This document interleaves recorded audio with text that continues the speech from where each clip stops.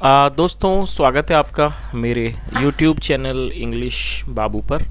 और आज मैं फिर हाजिर हूँ आपके साथ। और दोस्तों आज मैं आपके लिए एक पैराग्राफ लेकर आया हूँ, क्योंकि कई बार मैं आप लोगों के कमेंट्स देखता हूँ कि आप लोग बोलते हैं सर आप कुछ अलग अलग तरह की चीज़ें भी लाई हैं। तो दोस्तों आप लोग ही की डिमांड पर मैं ये इस तरह का ये पैराग्राफ लेकर आया हूँ। और जब आप लोग कोई किसी भी प्रकार का टॉपिक बनाते हैं, ऐसे बनाते हैं, फिर आप पैराग्राफ लिखते हैं, तो कई बार आपने देखा होगा कई बार ये काफ़ी चैलेंजिंग काम होता है, क्योंकि सबसे पहले हमें ये देखना होता है कि हम उसके अंदर क्या लिख सकते हैं। उसके अलावा फिर किस तरह के सेंटेंसेस का यूज़ हम करके वाक्य बनाते हैं और किस तरह से हम इस टॉपिक को एक पैराग्राफ बनाते हैं। तो आज के इस वीडियो में आपको काफ़ी ज़्यादा हेल्प मिलेगी। और ये जो टॉपिक है बहुत ही बेसिक सा टॉपिक है। अक्सर जब आप लोग एग्ज़ाम्स में कई बार इस तरह के जो टॉपिक्स हैं, पैराग्राफ हैं, वो आते हैं, तो इस तरह के जो टॉपिक से आपको काफ़ी ज़्यादा हेल्प मिलेगी। आप टॉपिक बना पाएंगे, पैराग्राफ भी लिख पाएंगे। और उसके अलावा इसका जो ग्रामर का पार्ट है उसे बिल्कुल डिटेल में कवर करेंगे, तो जो ट्रांसलेशन का प्रोसेस है आप बहुत ही आसानी से सीख पाएंगे। और उसके अलावा दोस्तों आज के इस वीडियो में आपको कई सारे नए इंग्लिश के वर्ड मीनिंग भी सीखने को मिलेंगे। और दोस्तों इस प्रैक्टिस के माध्यम से आपको बहुत ही अच्छा एक आइडिया हो जाएगा कि हम जब किसी भी टॉपिक को बनाते हैं या फिर हम कोई ऐसे लिखते हैं, पैराग्राफ लिखते हैं इंग्लिश में, तो हम उसको किस तरह से लिखते हैं, इस वीडियो के माध्यम से आपको पता चलेगा। तो चलिए दोस्तों आज के इस वीडियो को हम शुरू करते हैं। और सबसे पहले इसका जो पैराग्राफ है उसका हम टाइटल देखते हैं। पैराग्राफ का टाइटल है, शीर्षक है माई एम इन लाइफ। दोस्तों एम का मतलब होता है उद्देश्य। माई एम इन लाइफ मतलब जीवन में मेरा उद्देश्य। तो दोस्तों ये आज के इस पैराग्राफ का टाइटल है, शीर्षक है, और मैं इसे पढ़ना शुरू करता हूँ। आपसे रिक्वेस्ट है बिल्कुल इसको आप बड़े ध्यान से सुने। और साथ में आप यदि आपको कोई नया वर्ड मिले, कोई भी नया स्ट्रक्चर में देखने को मिले, तो आप उसे नोट करें। और उसके अलावा दोस्तों यदि आप चैनल पर नए हैं और आपने चैनल को सब्सक्राइब नहीं किया तो आप कृपया करके चैनल को भी सब्सक्राइब कर लीजिए, क्योंकि अक्सर आप लोग वीडियो देखने के बाद भूल जाते हैं और चैनल को सब्सक्राइब नहीं करते हैं। तो मेरी आपसे रिक्वेस्ट है आप चैनल को भी सब्सक्राइब करें। तो चलिए इसको शुरू करते हैं। Choosing a profession is not an easy task. क्या मतलब हुआ दोस्तों? ये जो वाक्य है ये एक सिंपल प्रेजेंट का वाक्य है। सिंपल प्रेजेंट का मतलब होता है जब हम वर्तमान में कोई ऐसा वाक्य बनाते हैं जहाँ पर इज एम आर का प्रयोग हेल्पिंग वर्ब के रूप में करते हैं, साथ में नाउन या एडजेक्टिव को लेकर वाक्य को बनाते हैं। उसके अलावा जब हम कोई भी वाक्य सिंपल प्रेजेंट या सिंपल पास्ट में बनाते हैं तो हमें वहाँ कोई भी वर्ब का प्रयोग नहीं करना होता है, और यही रीज़न है हम इसको नो एक्शन सेंटेंस भी कहते हैं। तो क्या अर्थ हुआ? Choosing a profession. चूजिंग का मतलब होता है किसी चीज़ का चयन करना। चूजिंग अ प्रोफेशन, और प्रोफेशन का मतलब होता है व्यवसाय, कोई पेशा। चूजिंग ए प्रोफेशन मतलब एक पेशे को चुनना। Is not an easy task, कोई आसान काम नहीं है। तो इस पूरी लाइन का क्या अर्थ निकला? Choosing a profession is not an easy task मतलब एक पेशे को चुनना, एक पेशे का चयन करना आसान काम नहीं है।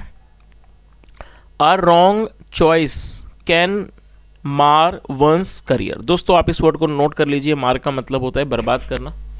आप यहाँ पे इसके लिए अगर आप चाहें तो रूइन का भी इस्तेमाल कर सकते हैं, लेकिन यहाँ पर मार का प्रयोग किया गया। अच्छा वर्ड है, आपके लिए नया है तो आप इसे नोट कर लीजिए। तो क्या अर्थ हुआ? अ रॉन्ग चॉइस मतलब एक गलत चुनाव। चॉइस मतलब एक गलत आपका जो चुनाव है। कैन मार वंस करियर, वो किसी के करियर को क्या कर सकता है? बर्बाद कर सकता है। किसी के भविष्य को, करियर को बर्बाद कर सकता है। And make one's whole life, whole का मतलब पूरा, and make one's life whole life miserable. दोस्तों मिजरेबल एडजेक्टिव है। मिजरेबल का मतलब होता है दयनीय। इस तरह की स्थिति बिल्कुल दुखी वाली, जिसको देखकर दया आए, इस तरह की स्थिति को मिजरेबल कहा जाता है, जो कि एक एडजेक्टिव है। तो इस पूरी लाइन का क्या अर्थ हुआ?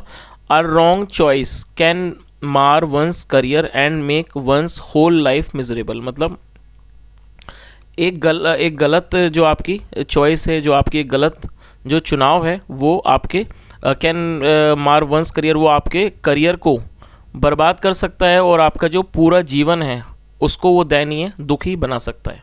आगे देखिए। सो इसलिए the choice of a profession must be made very judicially. दोस्तों इस वाक्य में मस्ट बी के बाद थर्ड फॉर्म का यूज़ किया गया। ये हमारा पैसिव वॉइस का वाक्य है। जब आप मस्ट का प्रयोग करते हैं पैसिव में तो वहाँ मस्ट के साथ बी और थर्ड फॉर्म का यूज़ किया जाता है। उसके अलावा दोस्तों मस्ट का प्रयोग हम जब करते हैं जब कोई भी हम किसी भी वाक्य के अंदर एक आवश्यक सलाह को दर्शाना चाहते हैं। तो क्या अर्थ हुआ? सो इसलिए the choice of a profession, इसलिए जो चॉइस है मतलब कि जो चयन है किसी प्रोफेशन का, व्यवसाय का, काम का, पेशे का, must be made very judicially, उसे बड़े ही न्यायिक तरीके से, जुडिशियली मतलब बड़े उचित रूप से, न्यायिक तरीके से उसका चयन किया जाना चाहिए, उसको किया जाना चाहिए। And that after long reflection, दोस्तों रिफ्लेक्शन का मतलब परछाई, प्रतिबिंब होता है और इसके अलावा रिफ्लेक्शन का मतलब चिंतन भी होता है। तो क्या अर्थ हुआ? आफ्टर लॉन्ग रिफ्लेक्शन मतलब एक लंबे चिंतन के बाद, एंड कंसल्टेशन और परामर्श के बाद, विद एल्डर्स बड़ों के साथ, एंड अदर एक्सपीरियंस्ड पीपल और दूसरे अन्य अनुभवी लोगों से। तो दोस्तों इस पूरी लाइन का क्या अर्थ निकला कि जो प्रोफेशन की जो चॉइस है, द चॉइस ऑफ प्रोफेशन मतलब कि जो चयन है एक पेशे का, उसे बहुत ही ज़्यादा जुडिशियल तरीके से, बहुत ज़्यादा न्यायिक तरीके से और एक लंबे चिंतन और कंसल्टेशन मतलब कि परामर्शों के बाद, बड़ों के साथ परामर्श करने के बाद और अन्य अनुभवी लोगों के साथ मतलब कंसल्टेशन करने के बाद, परामर्श करने के बाद ही उसका चुनाव करना चाहिए। इन दिस रिगार्ड मतलब कि इस चीज़ को लेकर, इस बारे में, one's aptitude and bent of mind and general attitude towards life should not be ignored. क्या अर्थ हुआ? इन दिस रिगार्ड मतलब कि इस मामले में वंस एप्टीट्यूड, जो एक व्यक्ति का एप्टीट्यूड है, जो उसका एक कह सकते हैं स्वभाव है, एंड बेंट ऑफ माइंड और जो जिस प्रकार का उसका झुकाव है उसके दिमाग का, उस एंड जनरल एप्टीट्यूड और जो उसका एक सामान्य उसका जो एटीट्यूड है, व्यवहार है, टूवर्ड्स लाइफ जीवन के प्रति, शुड नॉट बी इग्नोर्ड, उसको इग्नोर नहीं किया जाना चाहिए, उसको अनदेखा नहीं किया जाना चाहिए। तो दोस्तों यहाँ पर यही चीज़ बताने की कोशिश की गई है कि करियर चुनते समय जो आपका एप्टीट्यूड है, जो आपका मान लीजिए आपका जो भी एक दिमाग है या जो जिस चीज़ के प्रति आपका रुझान है, उस चीज़ को देखते हुए ही आपका जो करियर है उन चीज़ों को मतलब इन चीज़ों को कभी भी इग्नोर नहीं करना चाहिए जब आप करियर को चूज़ करें। चलिए आगे देखिए। After considering all the pros and cons of the matter, consider का मतलब होता है देखते हुए, मानते हुए,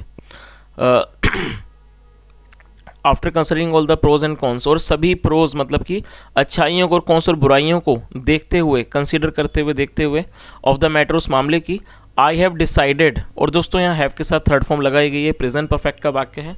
प्रेजेंट परफेक्ट का मतलब होता है वर्तमान में क्रिया का पूरा होना, जहाँ पर हैज़ हैव के साथ थर्ड फॉर्म लगाई जाती है। तो क्या अर्थ हुआ?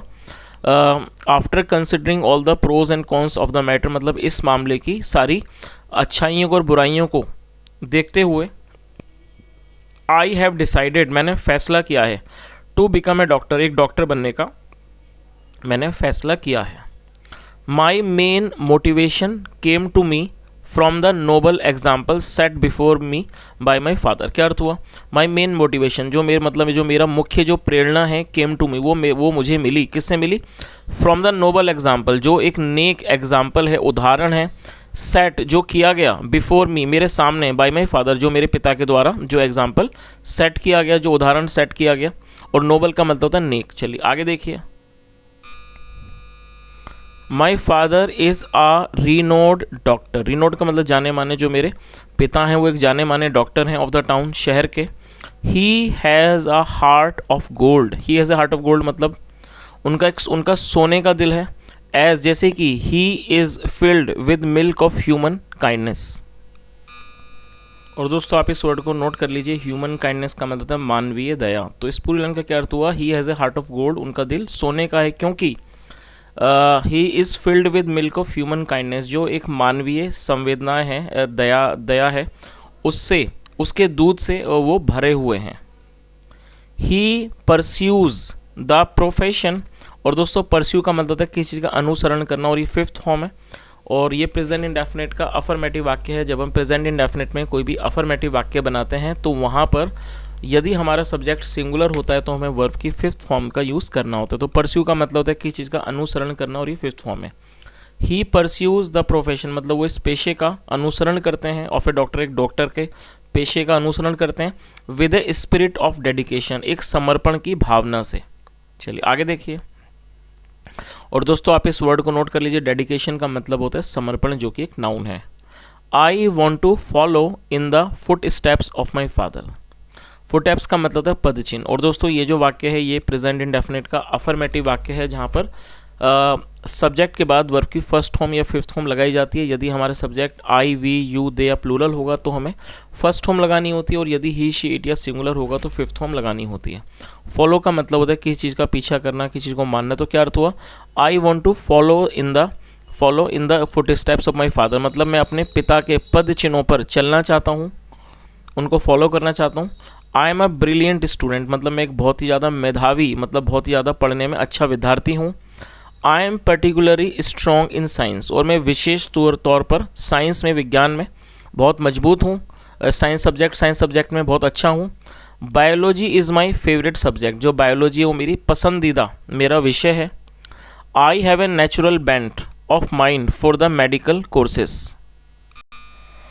और दोस्तों आप इस वर्ड को नोट कर लीजिए, नेचुरल बेंट का मतलब होता है एक स्वाभाविक झुकाव। तो क्या अर्थ हुआ, I have a natural bent of mind, मतलब मेरे पास एक तरह से कह सकते हैं एक स्वाभाविक झुकाव है। किस चीज़ के लिए, for the medical courses, medical courses के लिए। सो इसलिए आई हैव डिसाइडेड, तो मैंने फैसला किया है, निर्णय किया है, टू बिकम अ डॉक्टर, एक डॉक्टर बनने का। तो इस पूरी लाइन का क्या अर्थ हुआ, इस so I have decided to become a doctor, इसलिए मैंने एक डॉक्टर बनने का फैसला किया है। I belong to a well to do family. दोस्तों वेल टू डू का मतलब होता है एक अच्छे खाते पीते परिवार से, अमीर परिवार से। तो क्या अर्थ हुआ, I belong to a well to do family, मतलब मैं एक अच्छे अमीर घर से ताल्लुक़ रखता हूँ, मैं अमीर घर से ताल्लुक़ रखता हूँ। And my parents can easily पे माई फीस, और जो मेरे पेरेंट्स हैं, माता पिता हैं, वो आसानी से मेरी फ़ीस को दे सकते हैं, अदा कर सकते हैं। My chief aim is to serve humanity. Chief मतलब मुख्य, और जो एम का मतलब उद्देश्य, जो मेरा उद्देश्य है, मतलब मुख्य उद्देश्य है वो क्या है, इज़ टू सर्व ह्यूमैनिटी, वो मानवता की सेवा करना है। There is so much misery in the world, और माइजरी मतलब दयनीयता, संसार में बहुत ज़्यादा दुख हैं। और दोस्तों माइजरी का मतलब निर्धनता, गरीबी, दुख, उसे माइजरी कहा जाता है, दयनीयता। तो क्या अर्थ हुआ, there is so much misery in the world, मतलब संसार में बहुत सारे दुख हैं, बहुत दुख है। I want to mitigate it, mitigate मतलब कम करना, I want to mitigate it to whatever extent I can, और मैं इसे कम करना चाहता हूँ, it to whatever extent I can, और जिस भी हद तक मैं इसे कर सकता हूँ। आई हैव डिसाइडेड, मैंने निर्णय किया है, मैंने फैसला किया है, दैट की I will not charge heavy fees from patients, और क्या फैसला किया है। और दोस्तों ये फ्यूचर इंडेफिनिट का वाक्य है, जहाँ पर सब्जेक्ट के बाद विल का प्रयोग किया जाता है, साथ में फर्स्ट फॉर्म लगाई जाती है। तो क्या अर्थ हुआ, मैंने आई हैव डिसाइडेड, मैंने फैसला किया है कि I will not charge heavy fees from patients, मतलब मैं मरीजों से हैवी फीस मतलब ज़्यादा जो फीस है वो चार्ज नहीं करूँगा, ज़्यादा फीस नहीं लूँगा। I will treat poor patients without charging any fee. I will treat का मतलब इलाज करना। I will treat poor patient without charging any fee, मतलब मैं गरीब मरीजों का बिना चार्ज किए, मतलब बिना फीस चार्ज किए इलाज करूँगा। मे गॉड हेल्प मी, ईश्वर मेरी मदद करे, इन माई वेंचर, मेरे इस काम में ईश्वर मेरी मदद करे। तो दोस्तों ये आज का एक छोटा सा एक टॉपिक था, जिसे हम पैराग्राफ भी बोल सकते हैं। तो इस तरह से दोस्तों ये जो छोटे छोटे आर्टिकल्स होते हैं या फिर जो टॉपिक्स होते हैं, पैराग्राफ होते हैं, ऐसे होते हैं, तो आप काफ़ी आसानी से लिख सकते हैं। बस आपको थोड़ा सा एक अपनी तरफ से एक स्टोरी कुक करनी होती है, और आपको ये देखना होता है कि हम यहाँ पर क्या क्या चीज़ें ऐड कर सकते हैं, और फिर आपको उन्हें धीरे धीरे करके उन्हें ट्रांसलेट करना होता है। तो दोस्तों मैं उम्मीद करता हूँ कि आज का जो पैराग्राफ है आपको काफ़ी ज़्यादा अच्छा लगा होगा, और ये आपने आज कुछ सीखा भी होगा। यदि आपको आज की वीडियो अच्छी लगी और आपने कुछ सीखा हो तो आपसे रिक्वेस्ट है, आप वीडियो को ज़रूर लाइक करें, शेयर करें, चैनल को भी सब्सक्राइब करें, और आपका जो भी सुझाव हो वो आप कमेंट में ज़रूर बताएं। सुनने के लिए thank you so much, have a nice day and bye.